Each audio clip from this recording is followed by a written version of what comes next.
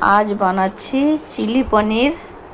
পেঁয়াজ, ক্যাপসিকাম, আদা, রসুন, ধনেপাতা কুচি করে নিয়েছি। কুচানোর পর তেল গরম দিয়ে দিয়েছি, হাত দিয়ে একটু দেখে নিলাম গরম হয়ে গেছে। এক এক করে পনির ছেড়ে দিচ্ছি।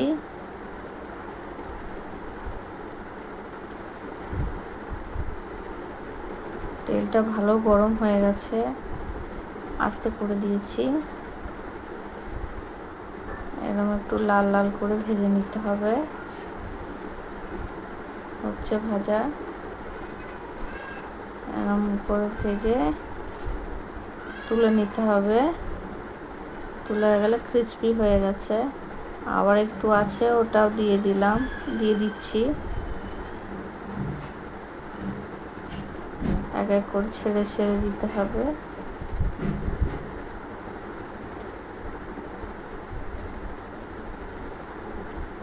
তেলটা ভালো গরম হয়ে গেছে, লোহার কড়াই তো ওই জন্য একটু লাল লাল করে ভেজে নিতে হবে। যেরমভাবে করা আছে এরমইভাবে তুলে নিতে হবে। তারপরে একটা কড়াই বসানো আছে, এরম হয়ে গেছে ভাজা। এর মধ্যে পেঁয়াজ, তার মধ্যে কড়াইয়ে ছেড়ে দেওয়া হয়েছে আদা, রসুন, লঙ্কা কুচি, তার মধ্যে পেঁয়াজ কুচি ছেড়ে দিলাম। একটু বড় বড় কাটতে হবে চিলি পনিরের জন্য। একটু কেচাপ দিয়ে দিচ্ছি, একটু নেড়ে ছেড়ে নেবো। এটা সস, টমেটোর সস, মানে এটা টমেটোর কেচাপও বলে। 2 চামচের মতো নিয়ে নিয়েছি, ঢেলে দিলাম। নেড়ে চেড়ে একটু নিতে হবে, ভালো করে একটু নাড়তে হবে। তার মধ্যে 1.5 চামচ মতন সয়া সস দিয়ে দিতে হবে, নেড়ে চেড়ে নিতে হবে। কালারটা এরম আসবে। গোলমরিচের গুঁড়ো দিয়ে দিলাম 1/2 চামচ। ভালো করে নেড়ে নিতে হবে।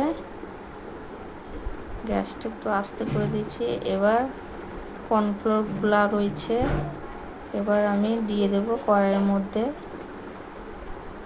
ভালো করে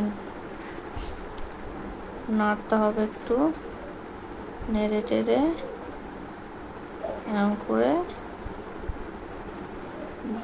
দিয়ে দিতে হবে পনিরগুলো। দেখুন আস্তে আস্তে পনিরটা দিয়ে এরকম কালার আসবে, তাহলে চিলি পনির হয়ে গেল।